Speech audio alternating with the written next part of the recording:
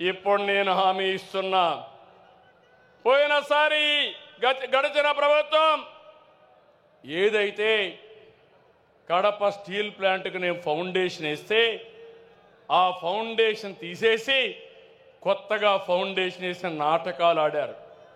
కడపలో steel plant వచ్చిందా అని మిమ్మల్ని అడుగుతున్నా. రాయలసీమ స్టీల్ ప్లాంట్ వచ్చిందా అని మిమ్మల్ని అడుగుతున్నా. మీకు కావాలన్నా లేదా అని మిమ్మల్ని అడుగుతున్నా. కావాలంటే చేతులు పైకెత్తండి. ఇప్పుడు హామీ ఇస్తున్నా, 12వ తారీఖు ఒక సంవత్సరం అవుతుంది. 12వ తారీఖు లోపల కడపలో రాయలసీమ స్టీల్ ప్లాంట్ ప్రారంభం అవుతుందని హామీ ఇస్తున్నా.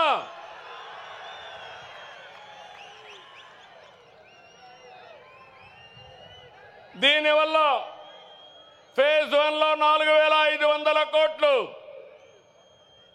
3,000 మందికి ఉద్యోగాలు వస్తాయి. అదే మరి ఫేజ్ 2 కూడా వస్తే ఇవన్నీ పూర్తి అవుతాయి. కొప్పర్తి, ఓర్వకల్లు ఇండస్ట్రియల్ పార్కులకు రెంటికి 5,000 కోట్లు వస్తాయని చెప్పి కూడా నేను మీకు తెలియజేస్తున్నా. డబ్బులు ఇచ్చాం, టెండర్లు పిలిచాం, తొందరలోనే పని ప్రారంభిస్తాం.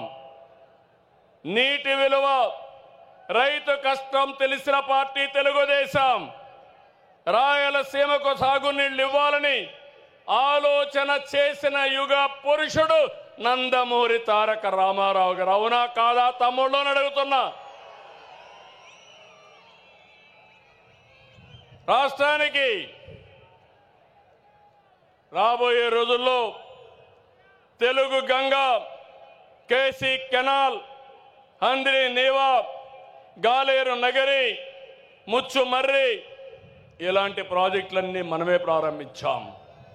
వేదవతి, అలగనూరు, గండికోట లిఫ్ట్ కూడా మనమే ఆ రోజు తీసుకొచ్చాం. అన్నమయ్య ప్రాజెక్టు కొట్టకపోతే ఆనాటి పాలకులు పట్టించుకోలేదు. ఇప్పుడు హామీ ఇస్తున్నా, అన్నమయ్య ప్రాజెక్టును మళ్ళా కట్టే బాధ్యత మనం తీసుకుంటామని హామీ ఇస్తున్నా. ఇంకో పక్కన 5 సంవత్సరాలు తెలుగుదేశం పార్టీ హయాంలో 12,440 కోట్లు ఖర్చు పెట్టాం. ఇంకొక పక్క రాయలసీమని రాజకీయం కోసం వాడుకునే పార్టీ కేవలం 2,000 కోట్లు ఖర్చు పెట్టారు. ఎవరు రాయలసీమ బిడ్డ తమ్ముళ్ళు మీరే చెప్పండి.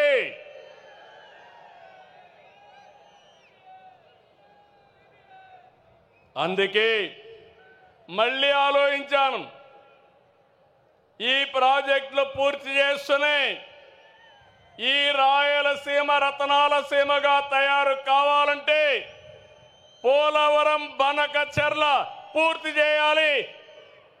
రాయలసీమను రతనాల సీమ చేయాలనే ఆలోచనతో ముందుకు పోతున్నాం. బనకచెర్ల, పోలవరానికి 80,000 కోట్లు అవుతాయి.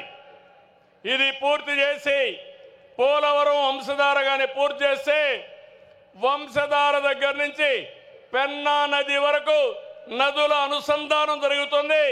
ఇది ఒక చరిత్ర. తప్పకుండా మీరు సహకరించండి. అది చేసి నేను మీ జీవితాల్లో వెలుగు తీసుకొస్తానని మీ అందరికీ హామీ ఇస్తున్నా. ఇది నా సంకల్పం. నేను సంకల్పం చేస్తే వదిలిపెట్టను.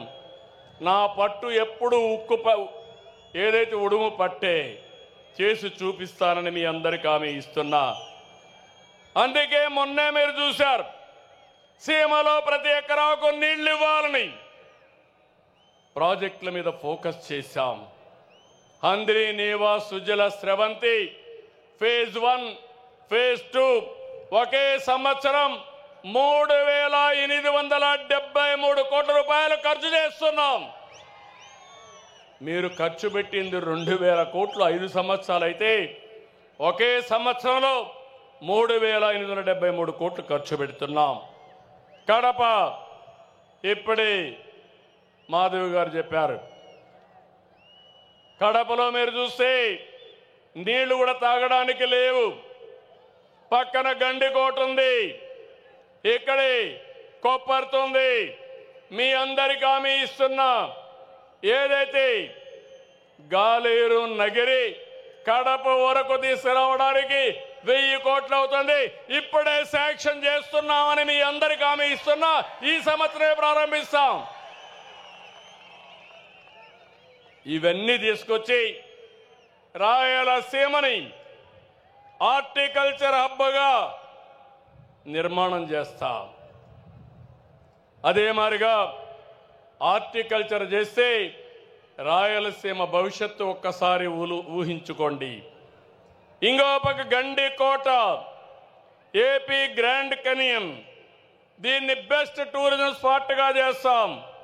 నేను వచ్చినప్పుడు చెప్పాను, కృష్ణదేవరాయల విగ్రహం 100 అడుగుల విగ్రహం పెడతాన్నా, అది కూడా శాంక్షన్ చేస్తున్నాం, పని ప్రారంభిస్తామని మీ అందరికీ హామీ ఇస్తున్నాం. తిరుపతి, ఒంటిమిట్ట, కాళహస్త్రి, కాణిపాకం, శ్రీశైలం, అహోబిలం, మంత్రాలయం, పుట్టపర్తి, కడప దర్గా, ఇవి మన సొంతం.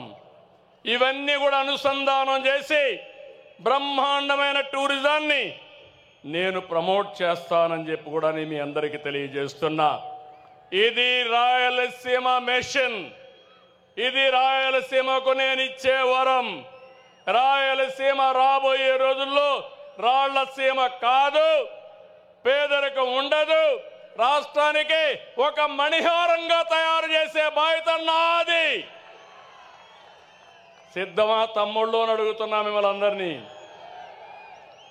ఇంకో పక్కన ఎస్ఆర్బీసీ కానీ, గండికోట కానీ, పులివెందల్లో పెండింగ్లో ఉండే వర్కులు కానీ, సోమశిల నుంచి 1 టీఎంసీ నీళ్లు బద్వేలుకి ఇవ్వడం దగ్గర నుంచి శ్రద్ధ పెడతామని కూడా మీకు తెలియజేస్తున్నా. ప్రజల జీవితాలు మార్చేది మంచి పాలన, మంచి పాలసీలు. కులం, మతం, ప్రాంతం కాదు. అందుకే ప్రజలు ఏ పార్టీ మంచి చేస్తుంది, ఏ పాలకుడు మంచి చేస్తాడని ఆలోచించాలి. 2019లో తెలుగుదేశం పార్టీ రాకుండా పోయిన దానివల్ల ఎంత నష్టపోయావో ఒక్కసారి గుర్తుపెట్టుకోండి. అదే మాదిరిగా 2004 వరకు హైదరాబాద్లో చేసిన అభివృద్ధి ఈరోజు తెలంగాణ రాష్ట్రాన్ని దేశానికి నెంబర్ 1 ఎకానమీగా తయారు చేసింది. నాడు గెలుచుంటే మనం అనుకున్న పనులన్నీ పూర్తయ్యేటివి. రాష్ట్రం కూడా దెబ్బతినింది. నేను ఒకటే చెప్తున్నాను, మంచి పాలన కొనసాగాలి. అభివృద్ధి అనేది వైకుంఠపాడి కాకూడదు.